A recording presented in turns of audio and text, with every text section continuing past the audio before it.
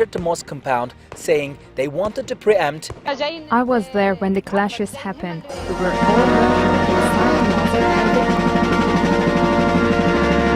আসসালামু আলাইকুম, সবাইকে স্বাগত বিডি টাইমসে। ইয়েমেন, লেবানন, সিরিয়া এবং ফিলিস্তিন, আফ্রিকা থেকে শুরু করে পৃথিবীর সাধারণ মুসলিমদের তাজা রক্ত বিক্রি করছে সৌদি আরব। সৌদি যুবরাজ মোহাম্মদ বিন সালমান যুক্তরাষ্ট্রের হোয়াইট হাউস থেকে শুরু করে ওভাল অফিস পর্যন্ত সর্বোচ্চ সম্মান পেয়েছে প্রেসিডেন্ট ডোনাল্ড ট্রাম্পের কাছ থেকে। যুক্তরাষ্ট্রের কাছ থেকে এমন সম্মান পাওয়া পৃথিবীতে বিরল। ডোনাল্ড ট্রাম্প ঘোষণা দিয়েছে ন্যাটোর বাহিরে সৌদি আরব তাদের সবচেয়ে মিত্র দেশ। ডোনাল্ড ট্রাম্প আরও ঘোষণা দিয়েছে সৌদি আরবকে যুক্তরাষ্ট্রের তৈরি করা অত্যাধুনিক স্টিল যুদ্ধ বিমান F-35 সহ আরও বেশ কিছু অত্যাধুনিক যুদ্ধ বিমান দেওয়া হবে। সৌদি আরবকে এত সম্মান এবং এত সামরিক অস্ত্র, এগুলো ফিলিস্তিনি সহ আরও বেশ কিছু মুসলিম দেশের সাধারণ মুসলিমদের রক্তের দামে দেওয়া হবে। যুক্তরাষ্ট্র এবং সৌদি আরবের আরও এরকম অসংখ্য পরিমাণ লেনদেন হয়েছে। সৌদি আরব কেন মুসলিম বিশ্বের সাথে গাদ্দারি করেছে, যুক্তরাষ্ট্রের সাথে আপোষ করলো, এতে সৌদি আরব কতটা লাভবান হলো, ভবিষ্যতে যুক্তরাষ্ট্রের কাছ থেকে পাওয়া এই সমস্ত সামরিক অস্ত্র সৌদি আরবের জন্য কতটা কার্যকর, এই প্রতিটি বিষয় নিয়ে সুন্দরভাবে আলোচনা করব আজকের এই ভিডিওতে। আশা করি ভিডিওটি শেষ পর্যন্ত দেখবেন। আর হ্যাঁ প্রিয় দর্শক, আমরা ফিলিস্তিনিদের পক্ষে কথা বলার কারণে ইউটিউব আমাদের আগের দুটি চ্যানেলই প্রায় বন্ধ করে দিয়েছে, তাই আমরা সম্পূর্ণ নতুন একটি চ্যানেল নিয়ে কাজ শুরু করেছি। আপনাদের সমর্থন ছাড়া আমরা এগোতে পারবো না, তাই দয়া করে চ্যানেলটি সাবস্ক্রাইব করে দিন। 18 সালের পর সৌদি যুবরাজ ও প্রধানমন্ত্রী মোহাম্মদ বিন সালমানকে মার্কিন প্রেসিডেন্ট ডোনাল্ড ট্রাম্পের অতি উচ্ছ্বাস আর নজিরবিহীন অভ্যর্থনে সেই সত্যটি আবারও সত্যসিন্ধু করে তুলল। প্রেসিডেন্ট ডোনাল্ড ট্রাম্প দ্বিতীয় মেয়াদে ক্ষমতায় আসার পর যুবরাজ সালমানই একমাত্র ভাগ্যবান অতিথি, যার আপ্যায়নে অতিথিয়তার অতি সাত্তার ছাপ পড়েছে হোয়াইট হাউসে। মাথার উপরে আকাশ থেকে অন্দরমহলের আয়োজন, সবখানেই ছিল মন ভোলানোর চমক। রাষ্ট্রপ্রধান না হয়েও যে সম্মান তাকে দিয়েছে ট্রাম্প, তার চেয়ে ঘনিষ্ঠ বন্ধু ইসরায়েলের প্রধানমন্ত্রী বেনিয়ামিন নেতানিয়াহু থেকে শুরু করে ইউরোপের পরমাণু শক্তিধর কোনো রাষ্ট্রের কপালই তা জোটেনি। কিন্তু কেন এই আপ্যায়ন, অতি রঞ্জিত মহাভক্তি, সেই কারণও উঠছে ইউরোপ, আরব সহ গোটা পৃথিবীর আকাশে। মূলত সৌদি যুবরাজ মোহাম্মদ বিন সালমানকে কেন্দ্র করে ভিন্ন সাজে মেতে উঠেছে হোয়াইট হাউস। জাঁকজমক আয়োজনে কোনো কমতি রাখেনি ট্রাম্প। লাল গালিচা থেকে শুরু করে অশ্বরোহী বিমান, এমনকি সামরিক ব্যান্ডের পরশায় সাজিয়েছিলেন মার্কিন president Donald Trump. White house জুড়ে দেখা যায় সৌদি আরব এবং যুক্তরাষ্ট্রের পতাকা।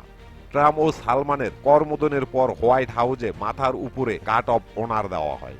একই সঙ্গে 6টি F-35 এবং F-16 যুদ্ধ বিমান, যেগুলো অতিকিত মাথার উপর দিয়ে উড়ে যায়, যেন পৃথিবীর সর্বোচ্চ ব্যক্তি এসেছে যুক্তরাষ্ট্রে।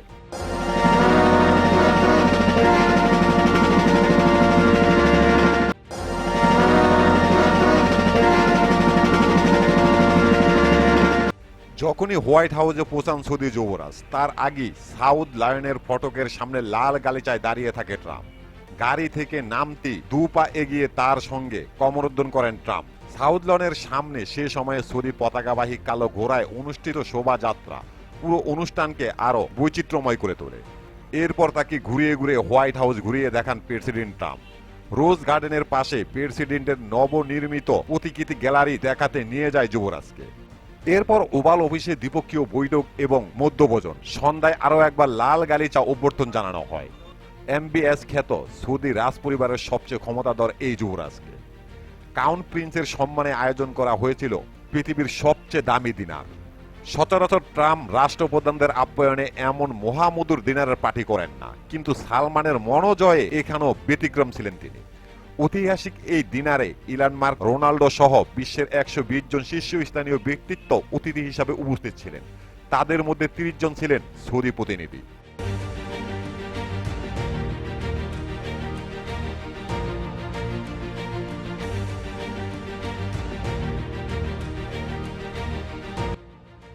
এবার আসা যাক যুক্তরাষ্ট্র এবং সৌদি আরবের মধ্যে কি কি সামরিক চুক্তি হয়েছে।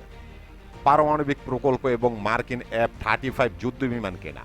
সৌদি যুবরাজ মোহাম্মদ বিন সালমানের যুক্তরাষ্ট্র সফরের সময় এই তথ্য জানিয়েছে হোয়াইট হাউস। হোয়াইট হাউস জানায় 2 দেশে পারমাণবিক চুক্তির বিষয়ে একটি যৌথ ঘোষণায় সই করে।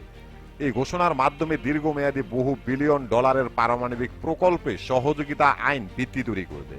এতে পারমাণবিক অস্ত্রের বিস্তার রোধের বিষয়টি কঠোরভাবে অনুসরণ করা হবে। এর মূল কারণ হলো ইরানের পারমাণবিক বোমা তৈরি করার যেন সর্বোচ্চ বাধা তৈরি করতে পারে। এছাড়া প্রেসিডেন্ট ডোনাল্ড ট্রাম্প একটি বড় প্রতিরক্ষা চুক্তি অনুমোদন করেছে। এর অংশ হিসাবে সৌদি আরবকে উন্নত মার্কিন F-35 যুদ্ধ বিমান দেবে। এর পাশাপাশি F-16 সহকারে আরো বেশ কিছু উন্নত মানের সামরিক অস্ত্র দেওয়া হবে। এছাড়াও 2008 সালে ইস্তাম্বুলের সৌদি কনসুলেটে জামাল খাশোগি হত্যার মূল হোতা ছিল সৌদি যুবরাজ। আর মার্কিন যুক্তরাষ্ট্রের সালমানের এমন অভ্যর্থনায় হতাশ মানবাধিকার সংগঠন। তবে ট্রাম্প সাফ জানিয়ে দিয়েছে প্রিন্স সালমান এই হত্যাকাণ্ডের বিষয়ে কিছু জানেন না। ওভাল অফিসে ট্রাম্প বলেন সালমান তার খুব ভালো বন্ধু।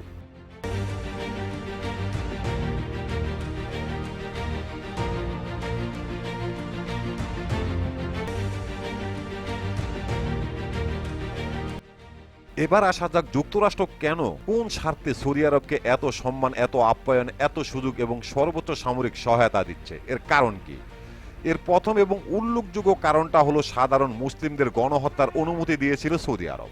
যুক্তরাষ্ট্রের CNN সহকারে পৃথিবীর উল্লেখযোগ্য বেশ কিছু মিডিয়াতে উঠে এসেছে তার অসংখ্য পরিমাণ প্রমাণ।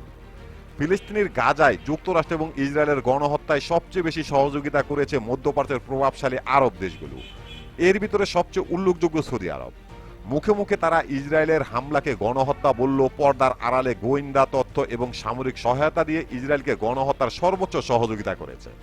শুধু তাই নয়, ইসরায়েলকে স্বীকৃতি না দিলেও ইরান এবং লেবাননে হামলা চালানোর জন্য ইসরায়েলকে তারা তাদের ভূমি এবং আকাশ এবং গোয়েন্দা তথ্য দিয়ে সর্বাধিক সহযোগিতা করেছে। শুধু এখানেই শেষ নয়, বর্তমানে যুক্তরাষ্ট্রের তৈরি করা ইসরায়েলের সাথে আব্রাহাম চুক্তিতে অংশগ্রহণ করতে সম্পূর্ণ প্রস্তুত রয়েছে সৌদি আরব। এর আগে এই আব্রাহাম চুক্তির মাধ্যমে সংযুক্ত আরব আমিরাত, মরক্কো সহ আরো 4টি আরব দেশ ইসরায়েলকে রাষ্ট্র হিসাবে স্বীকৃতি দেয়। এর মানে হলো এখন সৌদি আরব ইসরায়েলকে রাষ্ট্র হিসাবে স্বীকৃতি দিতে প্রস্তুত। এখন স্পষ্ট বোঝা যায় সৌদি আরব যুক্তরাষ্ট্রের কাছ থেকে যা কিছু পেয়েছে এবং পেতে যাচ্ছে, এ সব কিছু সাধারণ মুসলিমদের রক্তের দাম। এসব সামরিক অস্ত্র সৌদি আরবের জন্য কতটা কার্যকর? যুক্তরাষ্ট্রের এই সমস্ত সামরিক অস্ত্রগুলো যথেষ্ট শক্তিশালী, এতে কোনো সন্দেহ নেই। এ সমস্ত সামরিক অস্ত্রগুলো যথেষ্ট কার্যকরী, এতেও কোনো সন্দেহ নেই। কিন্তু যুক্তরাষ্ট্রের সামরিক অস্ত্র যুক্তরাষ্ট্রের অনুমতি ছাড়া যে কোনো দেশের বিরুদ্ধে ব্যবহার করতে পারবে না সৌদি আরব। যুক্তরাষ্ট্রের এই সমস্ত সামরিক অস্ত্র সৌদি আরব ব্যবহার করতে পারবে ইরান, রাশিয়া, চীন এবং যুক্তরাষ্ট্রের শত্রু দেশগুলোর বিরুদ্ধে। যুক্তরাষ্ট্রের কোনো মিত্র দেশের বিরুদ্ধে সৌদি আরব এ সমস্ত উন্নত সামরিক অস্ত্র ব্যবহার করতে পারবে না। তাই বলাই যায় সৌদি আরবকে এ সমস্ত উন্নত মানের সামরিক অস্ত্র দেওয়া যুক্তরাষ্ট্রের জন্য উপকার। যেমন ইরানের সাথে যুক্তরাষ্ট্র সরাসরি যুদ্ধে জড়াবে না, কিন্তু সৌদি আরবের মাধ্যমে যুক্তরাষ্ট্র ইরানের উপরে এ সমস্ত অস্ত্রের মাধ্যমে হামলা পরিচালনা করতে পারবে। কিন্তু যদি ইসরায়েল কখনো সৌদি আরবের উপরে আক্রমণ করে, তাহলে সৌদি আরব যুক্তরাষ্ট্রের অস্ত্র দিয়ে ইসরায়েলের উপরে আক্রমণ করতে পারবে না। যুক্তরাষ্ট্রের সমস্ত আধুনিক অস্ত্র সৌদি আরবের কাছে অচল হয়ে থাকবে।